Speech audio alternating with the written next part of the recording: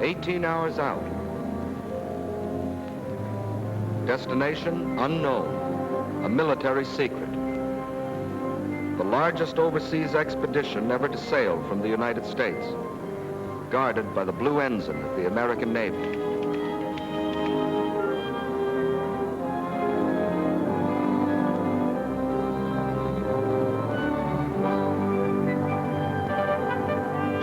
Southwards from Britain, some 3,000 miles away, an even greater convoy, twice the size, moves in its appointed place across the seas, shielded by the white ensign of the British Navy.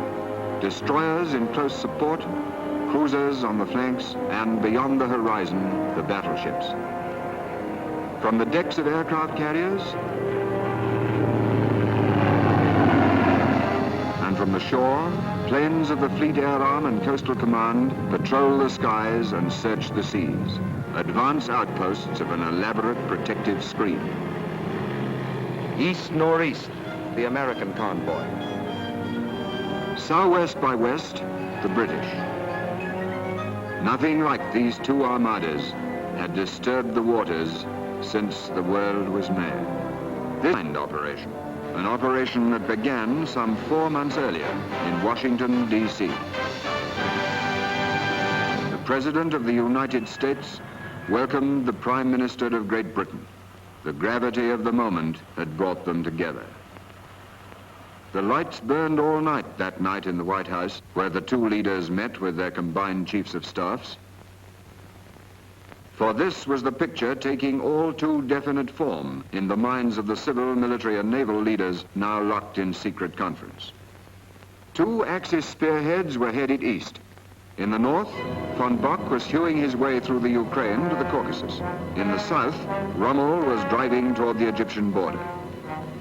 These two spearheads were intended to meet in Iran and head eastward towards India. In the Orient, Japan had occupied the coast of China, the East Indies, Malaya, and Burma in preparation for the drive westward through India. If these two enemy spearheads were allowed to meet, Russia and China, except for their remote Arctic ports, would be completely isolated. Japanese raw materials and German production would be combined. The peoples of Europe, Asia, and Africa, 7/8 of the world's population, would be enslaved. By morning, a decision, both bold and revolutionary. Bold because in this, our darkest hour, we dared to take the offensive. Revolutionary because that offensive was conceived, planned, and executed by the peoples of two nations. The time and the place had been agreed upon.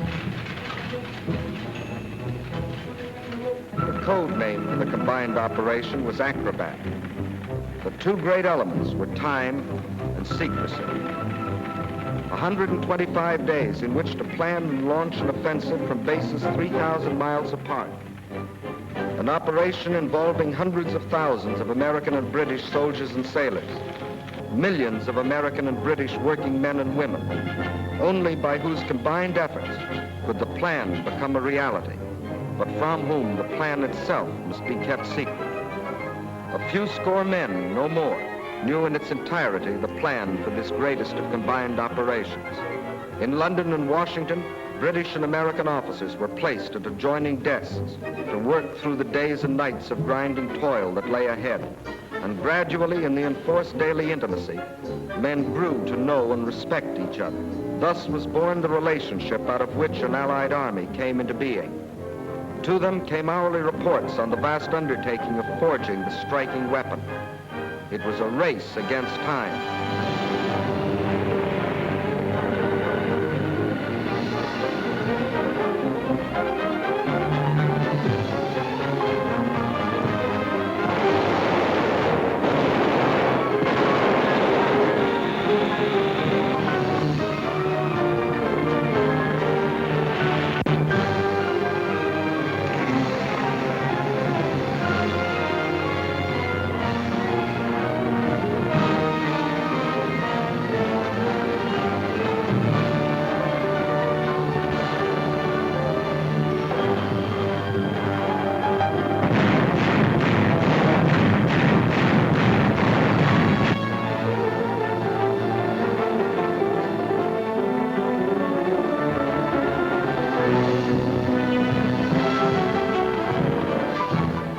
United States, men and supplies poured eastward toward the Atlantic seaboard.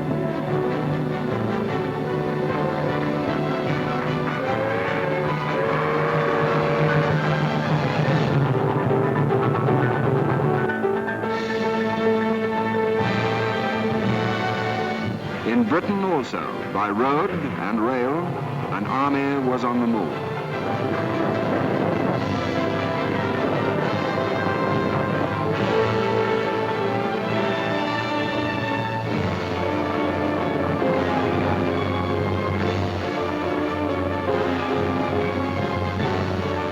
By day and night, the dockers worked. Records were broken in tonnage put aboard in one ship. For every soldier, British and American, 10 tons of equipment.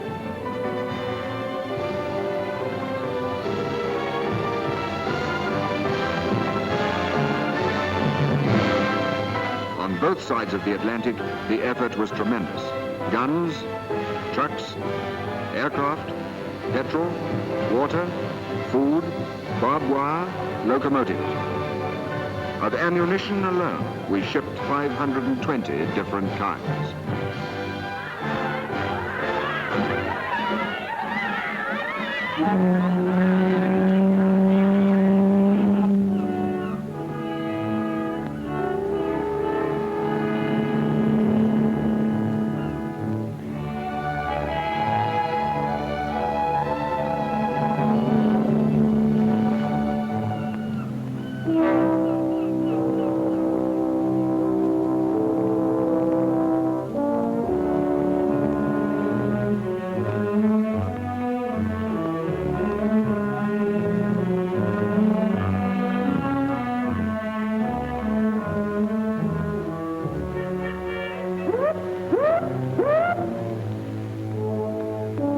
And every ship sailed on time and in absolute secrecy.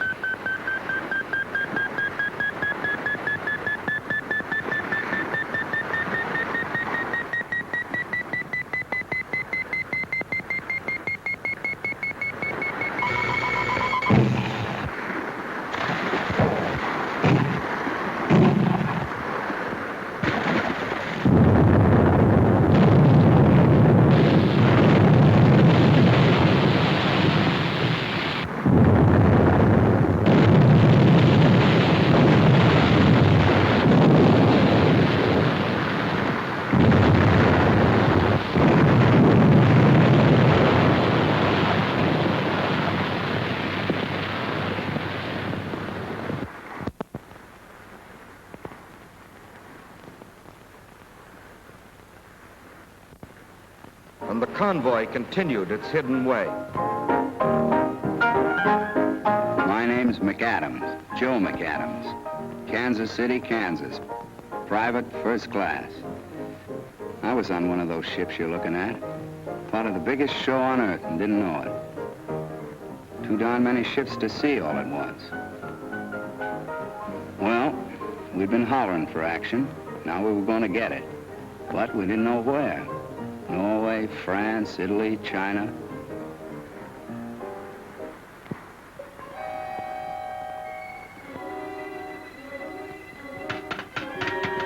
Finally, on the 5th day, we got the news.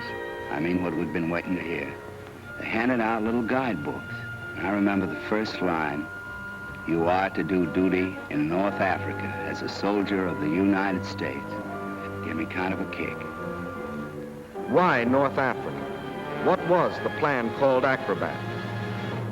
The convoy from America was heading east, the one from Britain heading south. At a given point west of Gibraltar, the British convoy would divide. For 12 hours, the two halves would proceed in opposite directions. Then the second half would reverse its course and follow the first, passing Gibraltar 24 hours behind. Thus, with clock-like precision, the combined operations would begin with simultaneous landings at Casablanca, Oran, Algiers. Casablanca to protect our flank against an Axis attack through Spanish Morocco. Oran and Algiers to secure bases from which to press eastward. Then the occupation of Tunisia, from which we could cut Rommel's supply lines across the Mediterranean. Next, to trap and destroy Rommel's Africa Corps between our allied forces and the British 8th Army. Thus, one arm of the Axis pincer would be amputated, and supply lines round the Cape of Good Hope would be shortened by half through winning control of the Mediterranean. North Africa would be ours, with bases from which to stab at the heart of the Axis citadel. Those were the main objectives of the plan called Acrobat. In both convoys, the men kept fit, now knowing the task that lay ahead. For most of them, this voyage was a new experience. They'd never been so far from home before. That's certainly true of me. My name's George Metcalf. I was a greengrocer in Civvy Street. We had a shop a long time. Only we're a military family, really. My dad was at Passchendaele and I was at Dunkirk. Never met such a collection of blokes as we got on this ship. Chaps from Glasgow, New York, London, Melbourne, Cape Town, Montreal, Chicago, Birmingham, Wellington, Bethnal Green, the whole issue. I reckon it's about time this team of internationals got cracking. When I was peeling spuds just now, I made up quite a letter to my girl, all about the way these ships zigzag and about flying fish and whales. Of course, we haven't seen any yet, but I reckon she'll like to know I'm enjoying myself. And now I got something else to tell her too. The best news for a long time. They just put it up on the ship's board.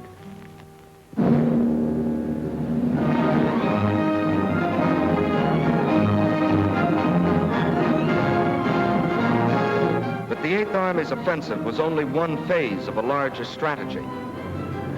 Included therein, the bombings of Genoa, Naples, Turin,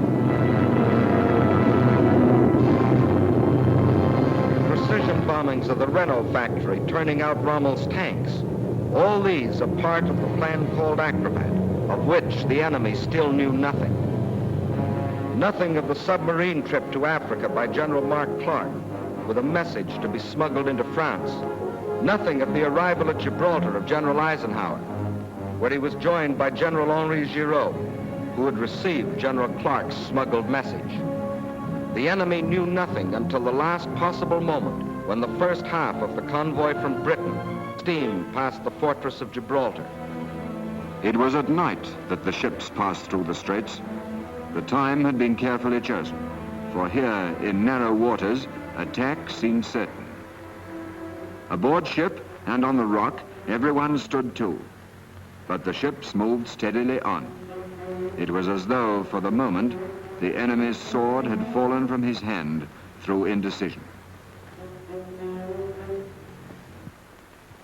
This time, it was in Rome and in Berlin that the lights burned all night. For the first time since the war's beginning, somebody else was calling the tune. But before the enemy could collect its wits or its forces, our ships lay, as planned, off their appointed destination.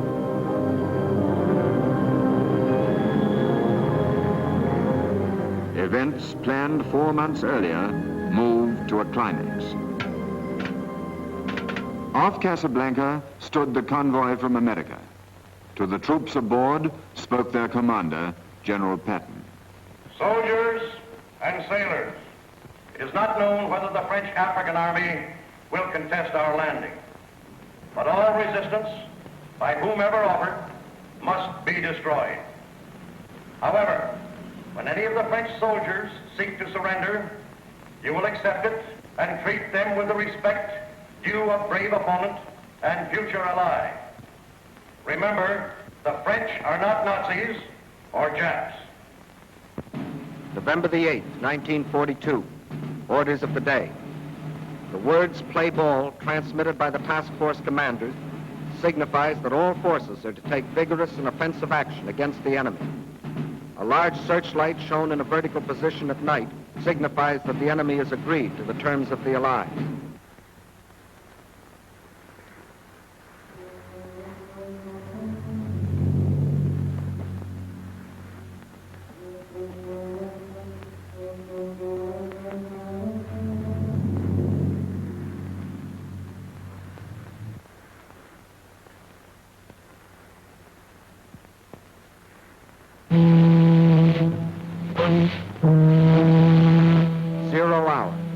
America, the President broadcast by shortwave. We do not want your land. We fight a common enemy. From London, General Charles de Gaulle, do not resist. From Gibraltar, General Giraud, we welcome the Allies to French soil. How would these pleas be answered?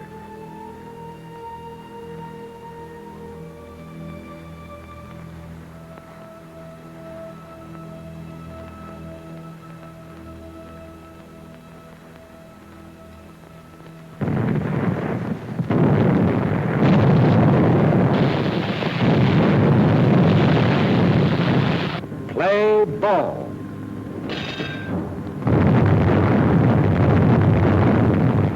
Fight was on at Casablanca. Meantime, at Algiers, our landing craft also met fire from shore batteries, which were soon silenced by ships of the British Navy.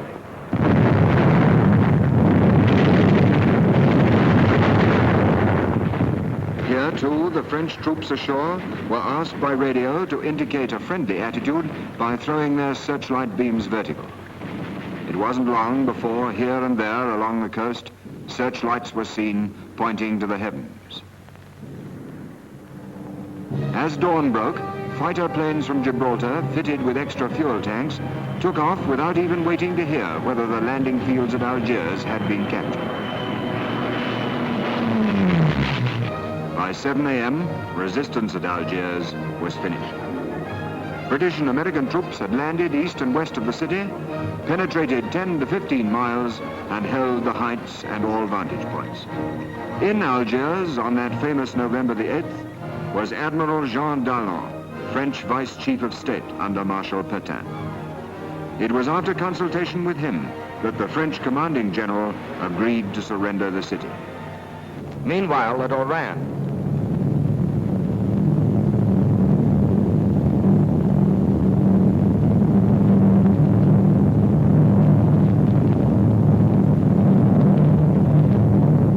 American paratroops and airborne infantry, flown from Britain 1,500 miles away, had landed to capture airfields, while other American troops had poured ashore on the beaches, protected by the British Navy.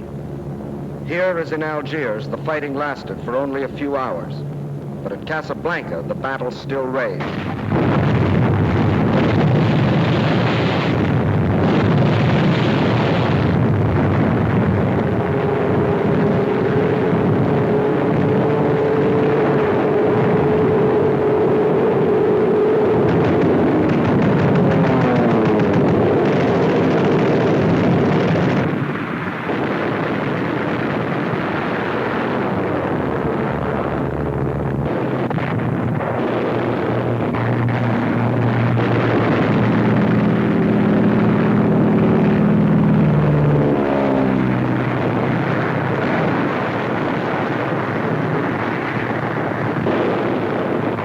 Batteries and the heavy guns of the French battleship Jean Bart and several cruisers, destroyers, and gunboats put out a devastating fire.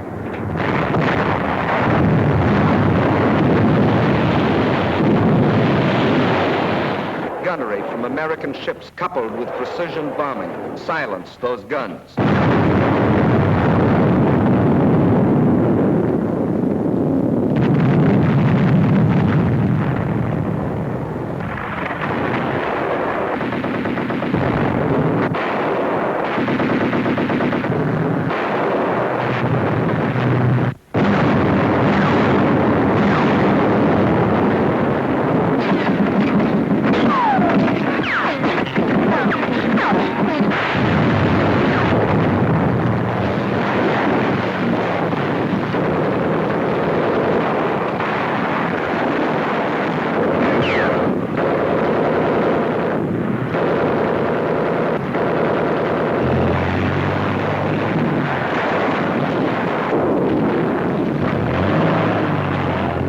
Working inland from the beaches, north and south of the city, shock troops cut the railways, other lines of communication, then converged upon the town.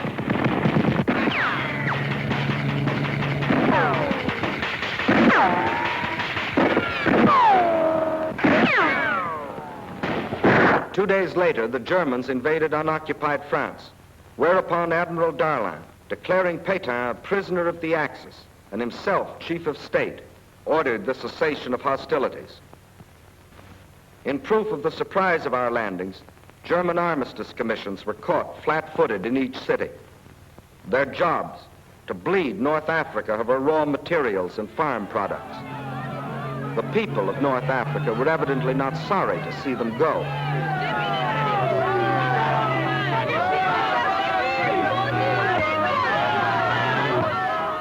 Events moved swiftly. To Algiers came General Anderson, commanding the British First Army. General Giraud took command of the French land forces. United under General Eisenhower, they were ready to take the field. Once more, the tricolor, the Stars and Stripes, the Union Jack flew side by side.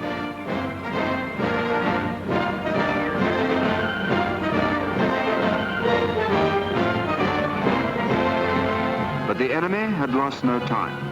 Across the Mediterranean, by sea and by air, he was pouring men and equipment into Tunis and Bizerta. Despite this, we determined to start the campaign at once, hoping to reach the distant cities before the enemy's grasp had become too strong. This was a bold decision, for the British First Army was as yet little more than one division, and the bulk of the American forces were needed to safeguard our position in Morocco. We had other disadvantages. Roads were poor. Railways inadequate.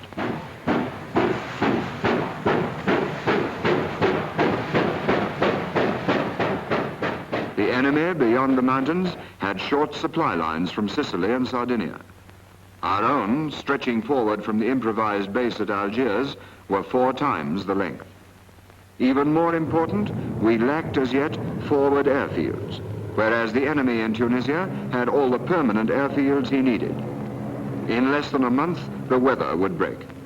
Could our slender force, in the last days of autumn, achieve a flashing success against time and a stronger enemy?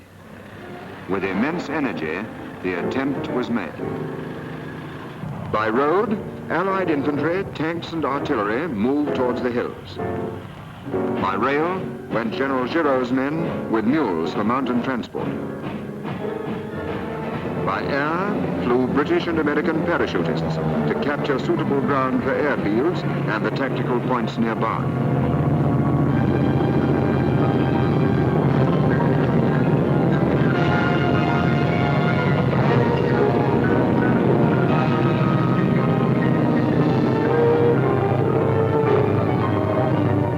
Sea went commandos to Bougie and Beaune, the latter 300 miles to the east and only 60 miles from the Tunisian border. Here, the airfield which our parachutists had taken was already under attack from the Luftwaffe.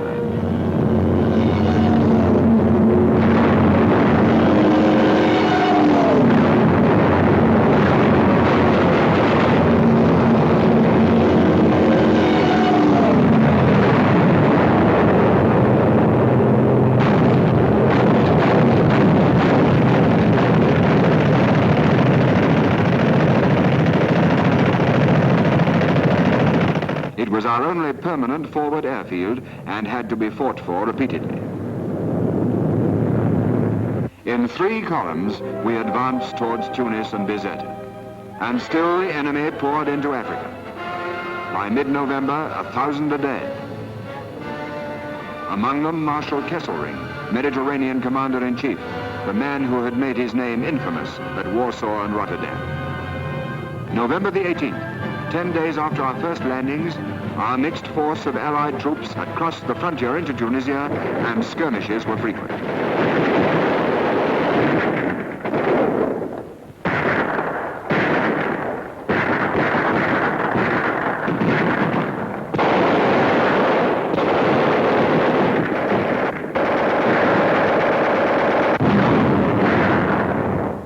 On we went. Small units of French, British, Americans held up here, gaining there, fighting Rhodes as well as Germans, but pushing on. By November the 22nd, we were in Béja, 450 miles on the road to Tunis. News came that 30 miles on, the French under General Barré were holding Mejes el Bab against the Germans. The French were fighting stubbornly, equipped with little more than machine guns and rifles. General Anderson promptly moved to support them. Together, we held Mejes, henceforth a pivotal point, and forced the Germans back. But now we went into the plains and were increasingly exposed to the enemy's more numerous tanks and aircraft.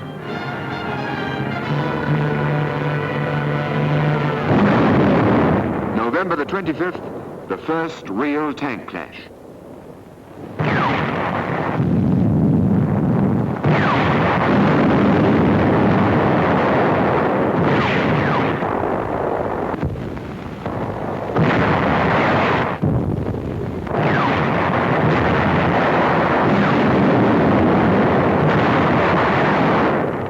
Enemy tanks destroyed, and the rest withdrew. And on we pushed towards Tunis and Bizerte, racing against time and the weather. 60 miles from Bizerte, 50 miles, 40 miles.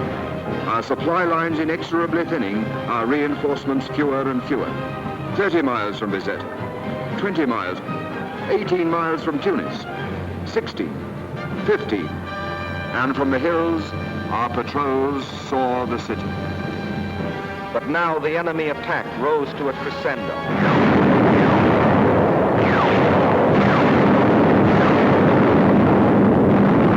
From the skies, a bombardment to which we had no adequate answer.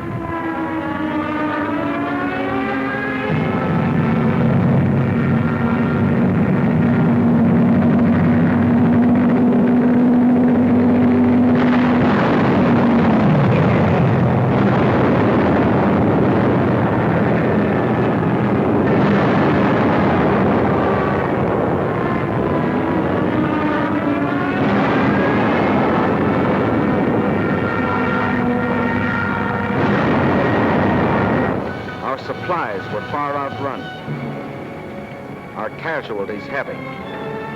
Even as the goal was in sight, the race had been lost. This first thrust, this adventurous gamble had failed.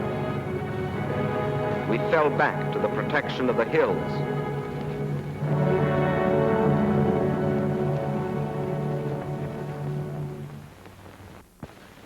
But even as we withdrew to regroup our forces, we encountered a new enemy. Winter was upon us. Our hastily improvised airfields were flooded, our planes earthbound.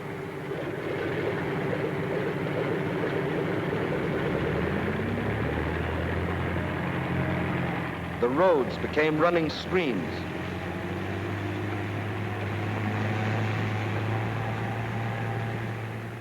Our tanks immobilized. All hopes of a quick victory had finally foundered in a sea of mud. But the race for Tunis and Bizerte had not been in vain. For our battle lines, now stabilized, ran south from Mejes el Bab through Usultia, Faid, Maknassi, and Gafsa, along the barrier ridge of mountains known as the Great Dorsal, which separated the German-occupied coastal plain from the mountainous regions to the west. German expansion was possible only through a series of passes traversing the Great Dorsal, and all through the winter months we held those passes against incessant German attack.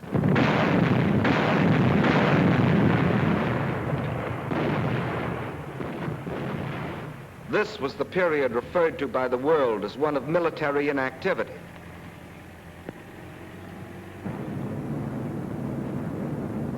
A period during which we sustained nearly half the total casualties incurred during the whole North African campaign. That's right. When you read in your papers about lulls that don't apply to George Metcalf and the poor bloody infantry, never did. We're on the job every night, patrols in the hills and in the woods.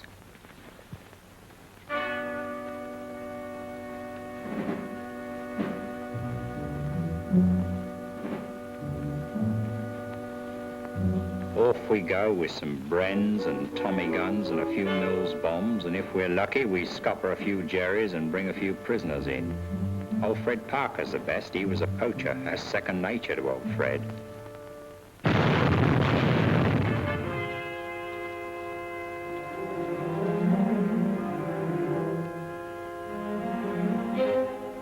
When we get back, we're camouflaged so you can't tell whether we're men or walking lumps of mud. We picked up about half Tunisia when we got back this morning. We just about scraped it off when we had to go out again at dusk and pick up the other half. Great life. You'd think mud would be different in Africa. Different from France, say. Old Fred says it weighs heavier here and don't smell the same, but me, I can't tell any difference. It turns white bread into brown just like the other stuff. Keeping the automatics and rifles clean is the worst. Old Fred's only got about half a tail of his shirt left. There's one thing we do thank God for, the mules. Fancy that, mules. If it wasn't for the mules, we'd just about starve.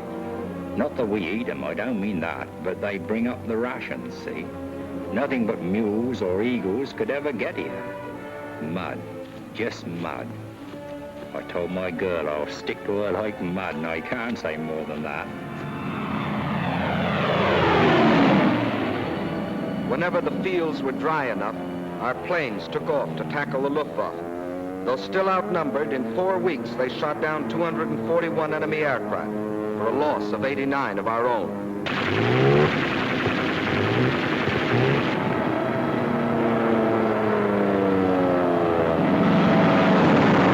Further back, day after day, the Strategic Air Force was taking off to kill the enemy's effort at its starting point. Liberators from the east, fortresses from the west, went forth to destroy enemy bases in Italy,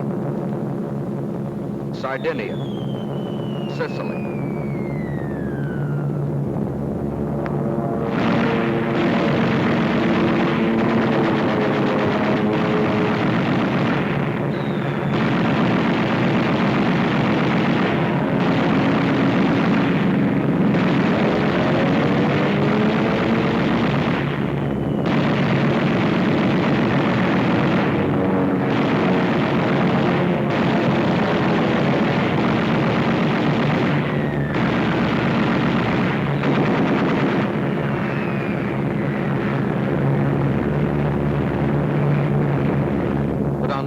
No offensive could be launched until spring.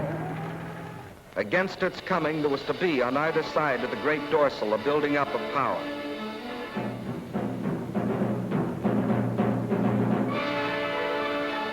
Over supply routes that spanned on the German side 150 miles of water, and on our side hundreds of miles of land, and then thousands of miles of water. The longest assembly lines in the world were in operation, from the factories of the United States and Britain, from Birmingham to Algiers, from Detroit to Iran, from Manchester, Los Angeles, from Leeds, from Pittsburgh to Casablanca.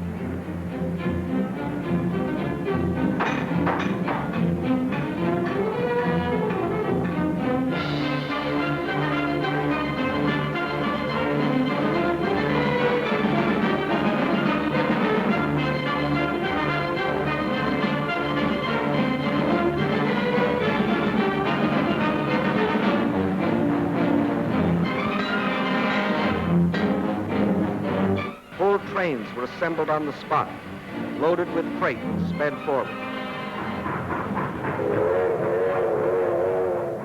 The South Atlantic became an airway as well as a seaway.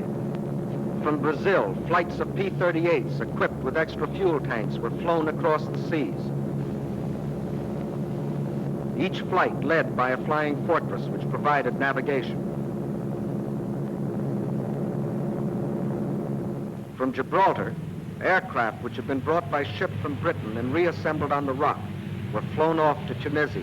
Nearly 1,500 planes reached the front by this route.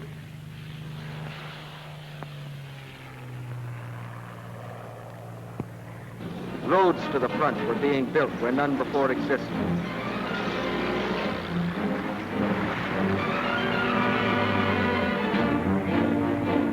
On wet, still unfinished landing strips, giant planes sat down with cargoes of materiel. Our reservoir of power was filling up.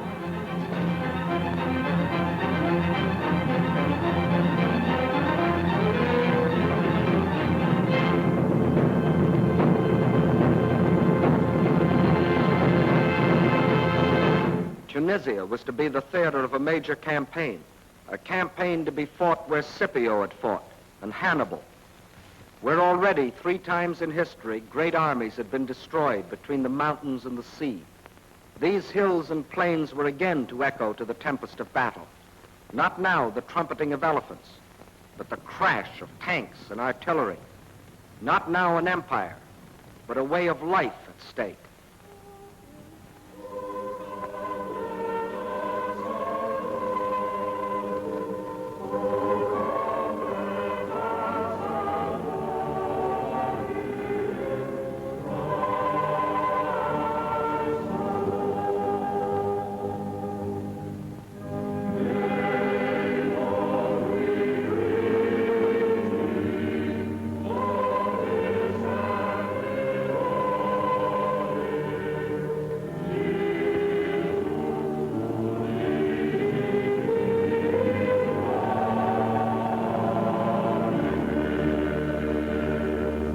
On this Christmas 1942, our soldiers and airmen in Tunisia and the Western Desert gathered together in little churches or under the open sky.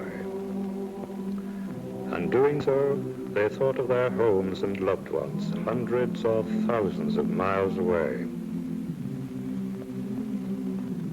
Our soldiers' thoughts were of New York and the Middle West, of the cities and villages of France, of the plains and hills of India, of homes in Cape Town and the African veldt, or among the snows of Canada, or in the Christmas sunshine of New Zealand and Australia, and among the fog and rain of London and Edinburgh. And they thought of their comrades who had already been killed, and of the cause for which they had been killed, the cause that had brought all of them across the seas to fight, the cause of liberty and tolerance and dignity and peace, and of how the horizon was brightening a little as though a new day were being born.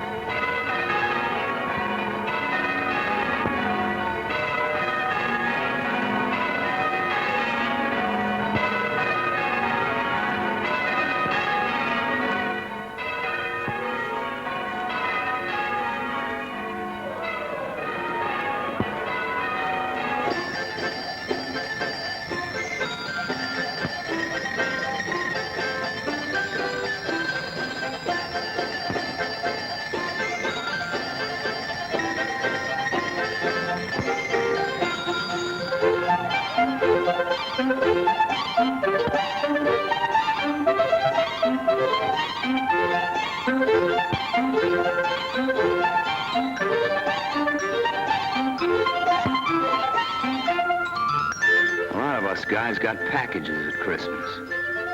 You know what was in mine? Stuffed dates.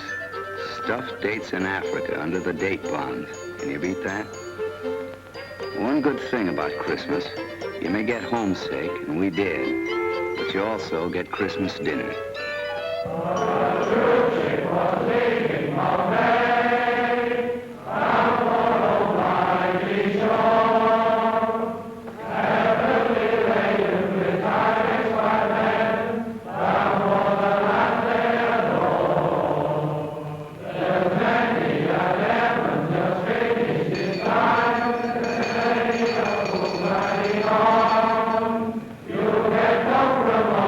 This side of the ocean, so cheer up, my left, bless them all.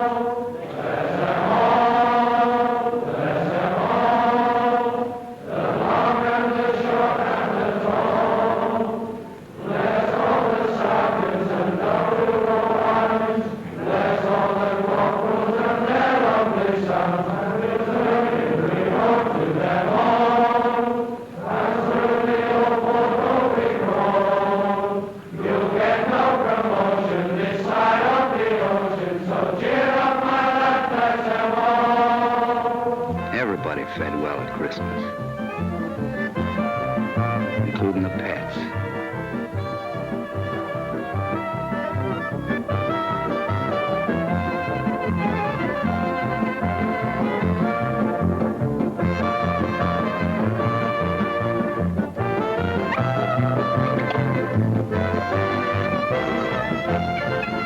Along about now, we began to take notice of the kids. First off, they were kind of shy. But Arab kids are no different from the kids back home when it comes to candy.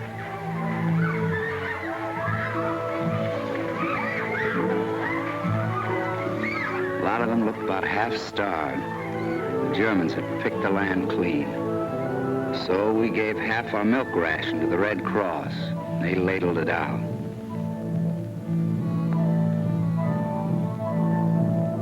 Off duty, we just roamed around, looked. And we saw some mighty strange sights.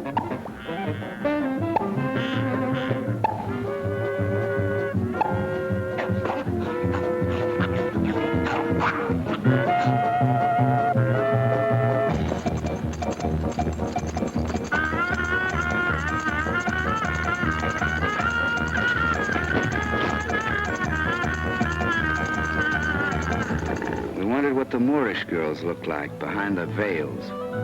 Wondering was about as far as we got. One Sunday, the middle of January, we were hanging around, catching up in the news from home,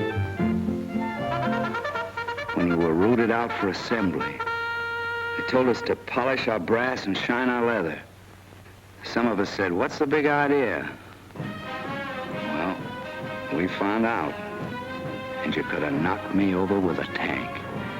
It was the Prez himself, riding along in a Jeep.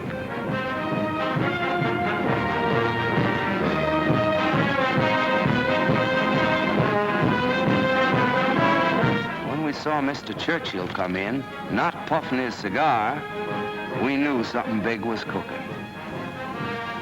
In a small seaside hotel at Casablanca, discussions began at once. Their purpose, to design the shape of victory in Africa and beyond. First, a meeting was arranged between Generals de Gaulle and Giraud, who had succeeded Admiral Darlan, assassinated a month earlier. Out of the meeting was to grow the union of the fighting French, who had never lost hope, and the French for whom hope had been reborn. Second, the united command for the new Tunisian campaign was created. The Allied troops in the area were now predominantly British, but by common agreement, General Eisenhower, as his deputy commanders, 3 British officers, General Alexander on land, Admiral Cunningham on sea, Air Chief Marshal Tedder in the air. Under them, British, American and French officers and men serving side by side, the whole unique in military campaigns. Third, we fixed the terms which would end the fighting. Unconditional surrender. Of all these decisions, our Russian and Chinese allies were kept fully informed. The conference ended, Mr. Churchill flew on to Tripoli to greet the victorious 8th Army and explain its vital part in forthcoming events. For the decisive hour was at hand. Battle lines were drawn. In the north stood the British First Army. In the center, General Giraud's French troops. In the south, the Americans. Further south, a small group of fighting French had completed its historic 1,500-mile march and taken up positions on the left flank of the British 8th Army, which faced the formidable Mereth Line, behind which barrier Rommel's army, after its long retreat, had entrenched itself. Tunisia was gray with German troops, 15 full divisions.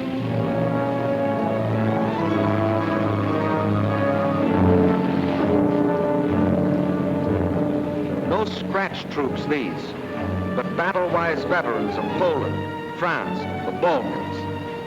They, together with 7 Italian divisions, were armed with the most modern types of equipment, including the newest fighters and bombers of the German Luftwaffe. The German orders were, hold Tunisia at all costs, keep control of the Mediterranean. Rommel, standing behind his Mereth Line, saw that he must soon be faced with an attack in the rear from the Allied armies along the Great Dorsal, as well as an assault by the 8th Army at Mereth. He therefore struck first, in an endeavor to remove the menace behind him.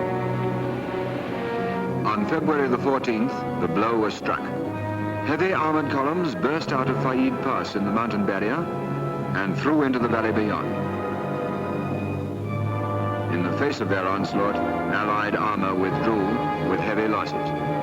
By the 21st, the enemy had forced his way through the Kasserine Pass, and his armored columns were advancing in a three-pronged thrust. One main column aimed at Tabessa, our supply base in southern Tunisia, and another at Tala, key town in our lines of communication. Almost within sight of his objective, he was halted. American, British, and French forces all stood immovable against the final impact, and in counterattack, broke it, while Allied air power pounded Rommel's lines of communication and supply. The threat was ended.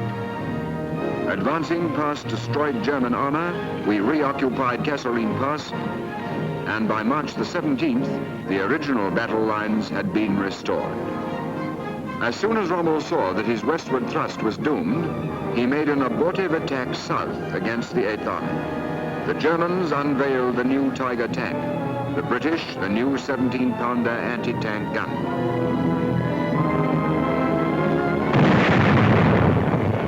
"52 Tiger tanks were left burning hulks. From then on, the initiative was ours." Of the various strategies which might now be employed against the enemy, General Eisenhower chose one which envisaged the entire military situation in terms of a cylinder. The western wall, Allied land forces along the Great Dorsal. The northern and eastern, Allied air and sea power concentrated in the Mediterranean. The seaports of Tunis and Bizerte were to act as the intake valve, through which those enemy troops that escaped the devastating attacks of planes and submarines based at Malta were to be sucked into the cylinder. At the bottom of the cylinder stood the powerful British 8th Army to serve as the piston, which in its upward stroke would push the enemy into an ever smaller space. Still in possession of the enemy were certain high hills to the west of Tunis and Bizerte. Their capture was an essential part of the entire strategy, for these hills were the spark plug, which, when the piston had forced the enemy into a state of high compression, would explode the combustible mass. That was the final strategy. To succeed, perfect coordination would be necessary between land, sea, and air forces. The Northwest African Air Force, commanded by General Spaatz, was divided into 5 major groups, of which 3 were combat. The Strategic Air Force, under General Jimmy Doolittle. These were the big boys, the long-range bombers, pounding away at enemy bases and shipping. Coastal Air Force, under Air Marshal Lloyd. Day and night fighters, these, protecting ports and convoys. And finally, the Tactical Air Force, a new conception of air power developed by the British in the Middle East.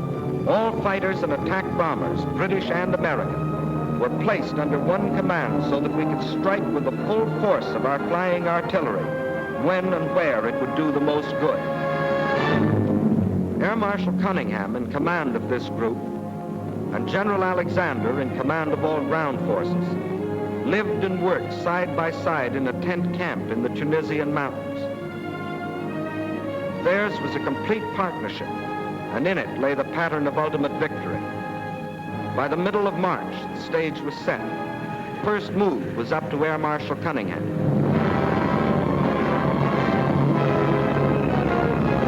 In a continuous 24-hour assault, the Mereth fortifications were pounded from the air.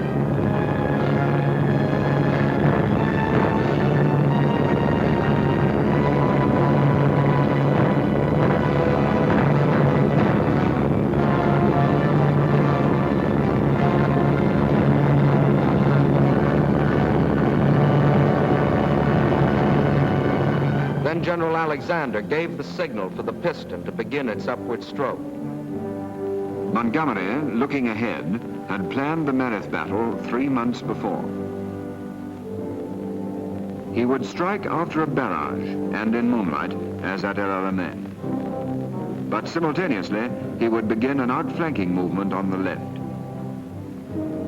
The frontal blow had to cross a gorge, the Wadi Zigzag, and create a bridgehead under cover of which tanks and artillery could cross the Wadi before the enemy's counterattack in force could be made.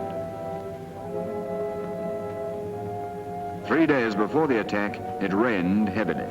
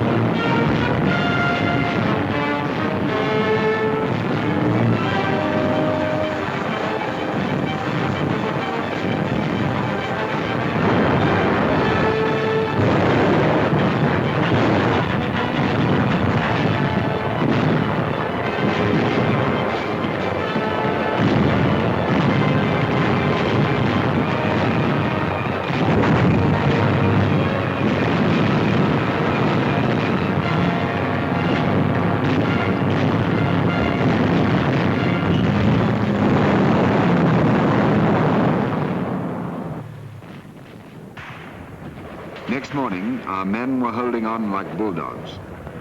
Only 4 tanks had got across, but with these and their own arms, our infantry kept the bridgehead intact. The enemy, fearing another El Alamein, now withdrew armor from other sectors and threw it in.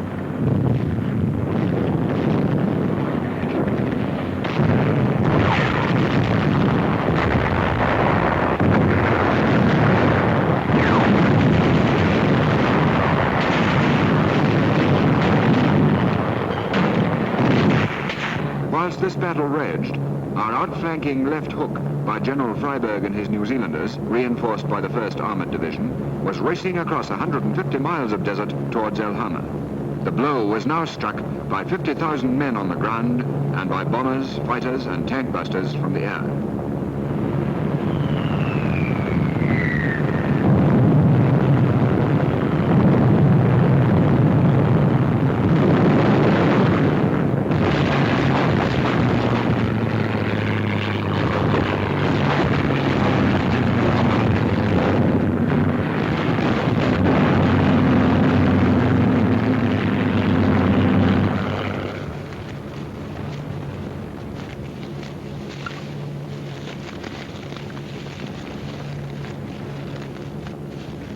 The Germans, pinned down by the Northumbrians at Mereth, moved their armour too late. The New Zealanders, thenceforth to be known as the left hookers, drove through.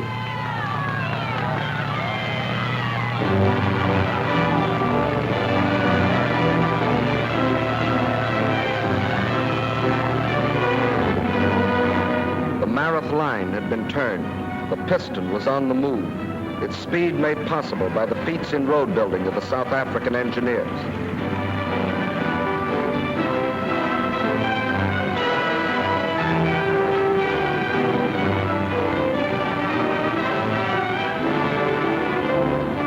Air and naval forces shelled and bombed all along the seawall. Our fighters struck at their transport planes, still pouring men in through the intake valve, knocking them out of the sky by the hundreds.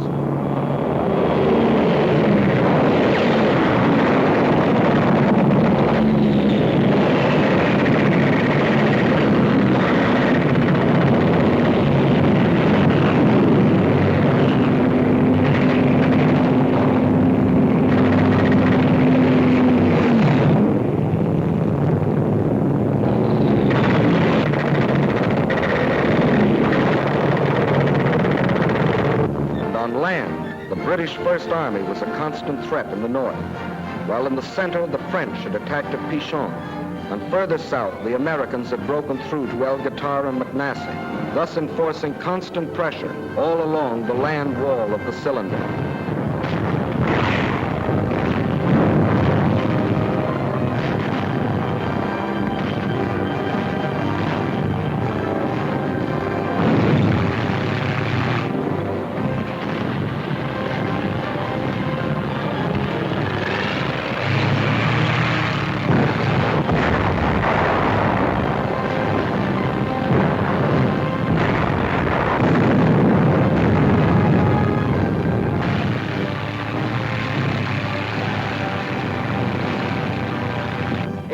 7, and American patrols of light tanks striking eastward met patrols of the British 8th Army advancing northward.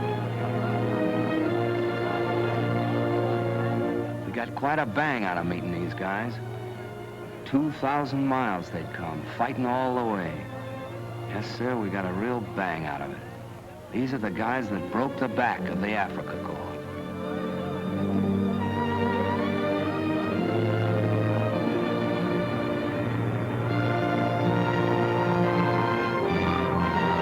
Still, the piston pushed relentlessly on.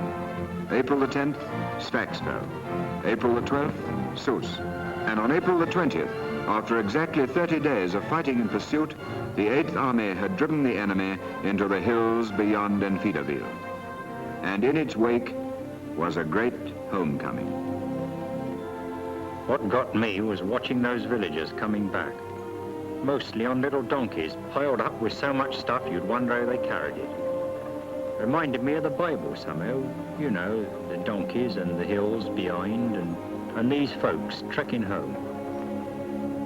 There was one old chap spoke a bit of English, and he comes up to me and old Joe McAdams, and he says, "Thank you, thank you, thank you, thank you." And then he started shaking hands with us. I thought he was never going to let go.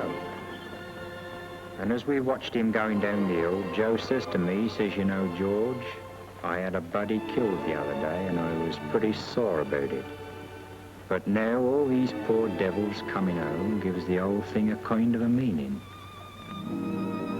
Well, then when we went down to the village, it was just the same down there. Little Jewish boys taking off the yellow stars they'd been made to wear as if they was lepers. And then our army doctors attending to the women and the youngsters, just as if they was on the panel back home. I certainly felt less browned off. I certainly did. The rapid advance of the 8th Army had left the American divisions at McNassie and El Gatar far behind the battle area.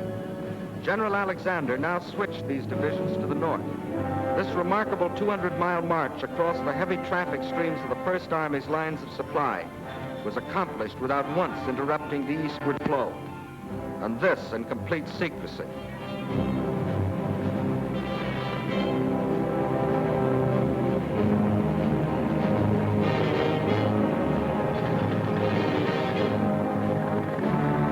The piston had completed its upward stroke.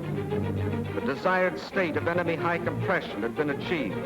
Now to capture the spark plug, the vital hills west of Tunis and Bézère. This led to a number of major battles, of which 5 were typical.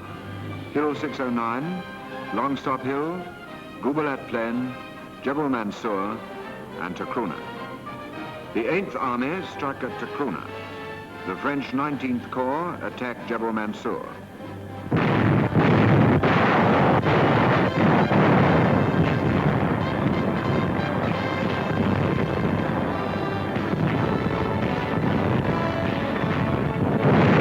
On the Goubelat Plain, the British 6th Armoured Division, striking towards Tunis, had drawn upon it most of the enemy's remaining armour.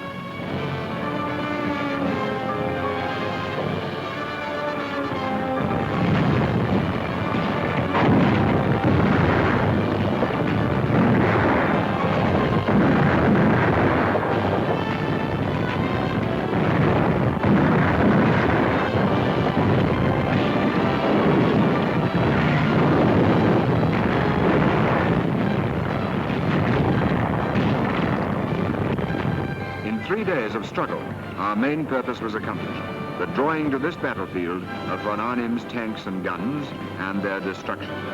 Meantime, the British 78th Division was pressing the attack on Longstop Hill.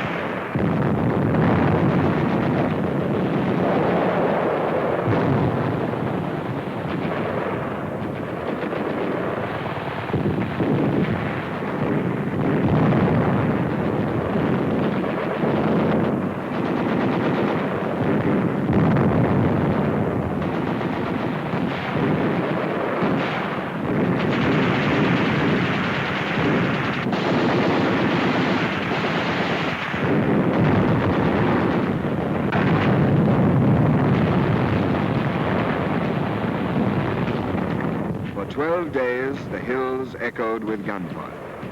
Positions were taken, lost, and retaken. When the German lines broke at last, their dead lay in hundreds, unburied on the battlefields.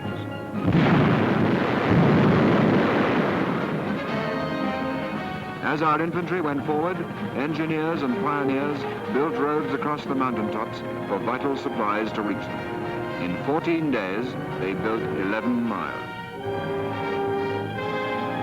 Meanwhile, further north, the Americans had embarked on their phase of the campaign. This started with the assault on Hill 609. Long-range artillery started the attack.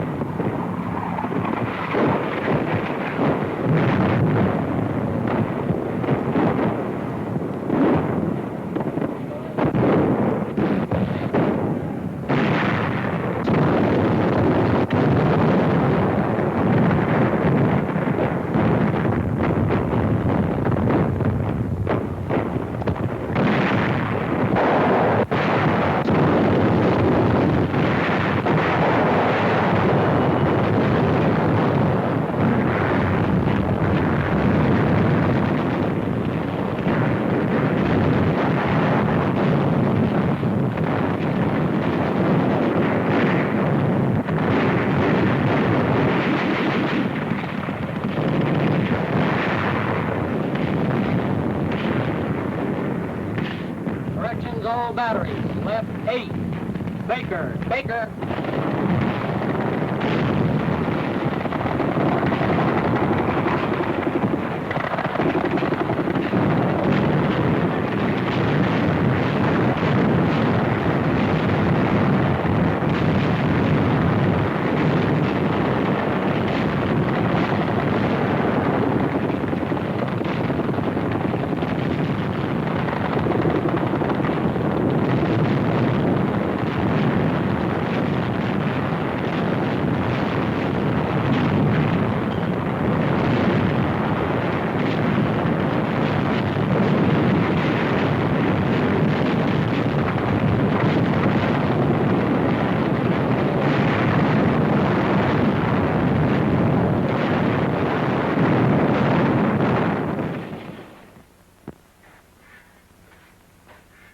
We took Hill 609. There weren't as many of us guys when we got to the top as there'd been at the bottom. But we took it. Thus, one by one, von Arnim's strongholds in the mountains fell. The Germans had been outfought. Now they were to be outwitted. General Alexander knew their fear of the Eighth Army. So he reinforced that fear with heavy bombardments and local attacks from Montgomery's front.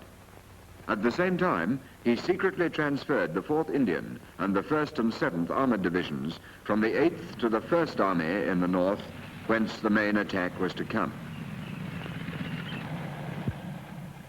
The spark plug was ours, and we were now ready to explode the combustible mass.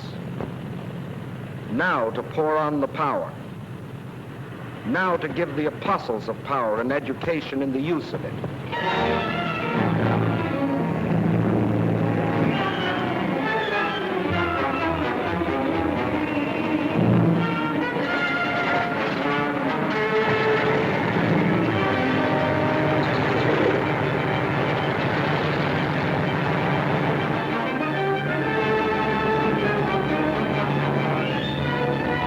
British and Americans in the air with everything that could fly.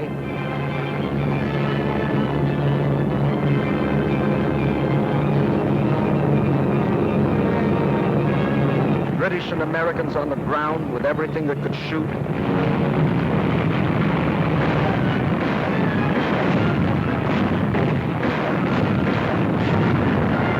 French artillery, French infantry.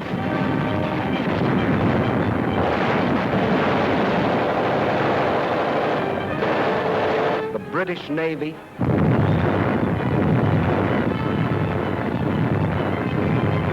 all poured forth their concentrated fury.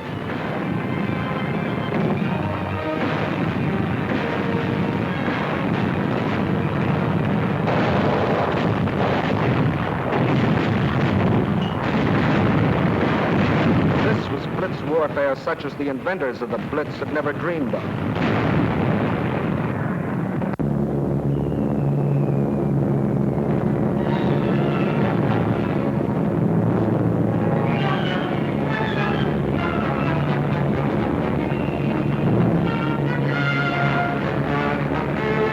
Nazis' challenge to the free world to fight or surrender was being answered.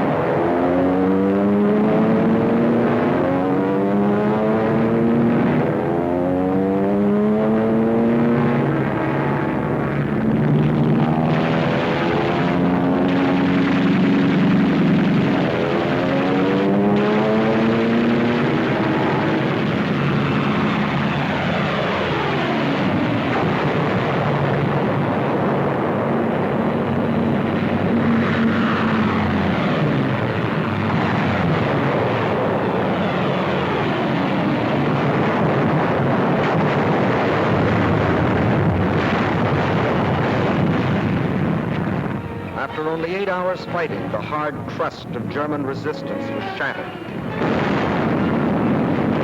Our armor crashed through.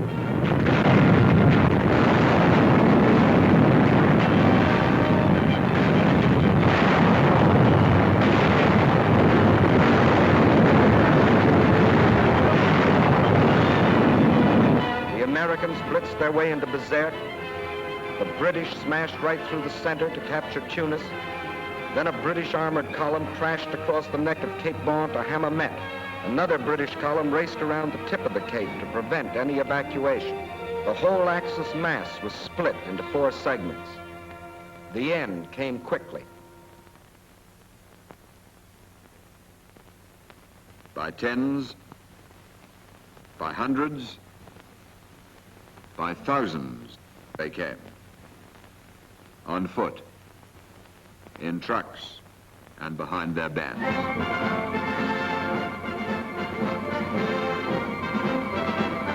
The greatest mass surrender of fully equipped troops in modern history. We had lost nearly 70,000 men, dead, wounded, and missing. 35,000 British, 18,000 Americans, 15,000 French. But for every man we had lost, the enemy lost 5. And at the end, 15 full divisions, 266,000 of their best men laid down their arms. No Bataan this, no Crete, no men riddled with disease and shrunken with hunger, fighting to the last barehanded. Educated in the school for power, they were quick to recognize superior power. And when they did, they quit cold.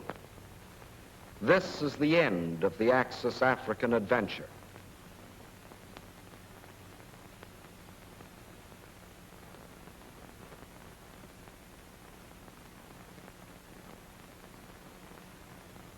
After all the racket, seems funny, don't it, Joe? So quiet. Yeah. What's biting you, Joe? I don't know. I can't help thinking all the hard work that went into those burnt-out tanks and half-tracks and airplanes. Gone for nothing. Had to be done. Oh, sure it did. But still in all, think of all the trucks and automobiles and things all that junk might have been. I know. Bloody shame. Just because he was told that he was a Superman. Well, he never figured things out for himself. Never argued the toss, same as we do. Too bad he didn't hear some of our arguments at the old Dog and Fox back home. You know, I guess that's the real difference between us and them. We argue the toss, as you say, and they don't. Yeah, and when you don't argue the toss anymore, you aren't half a man anymore. Right. You're just a blooming tool, like a spanner or a saw or a gimlet. Maybe they like it that way. Maybe they do, but suppose somebody tried to use you or me like that, Joe. Suppose somebody said put that fella's eyes out or turn a hose pipe on that Jew or on that woman. Would we do it? What do you think? You and me, Joe, we may not always think alike, but we do think. You and me and old Alphonse and the rest, we certainly think all right. You know, George, I got an idea. Why can't we, after the war, the same work gang, I mean, keep on swinging together? What couldn't we do? You mean build more houses than ever was? Yeah, that's it. And ships, thousands of ships? Right. And food so's nobody be hungry no more? Yeah, building things up instead of blowing things up. Like, I don't know, like dams in the desert and roads through the jungles. Maybe bridges across all the oceans. We could do it, I bet you. Yeah, do all the jobs that wants doing and knock the block off anybody who wants to start another war. And bring the smiles back to the kids' faces all over the world. Boy, what a job. But just now, Joe, it's the same rough road. The same road you and me have just come. The same bloody hard road. And for quite a while yet. Boy, oh boy, what a job. Bringing back the smiles to kids' faces.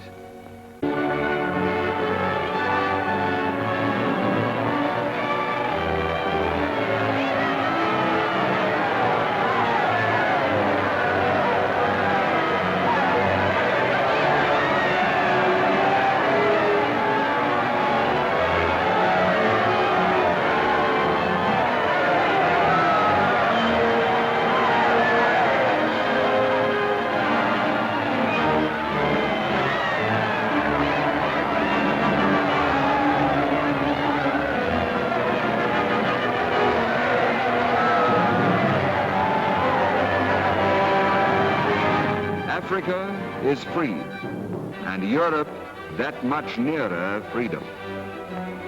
The liberating hosts are on the wing.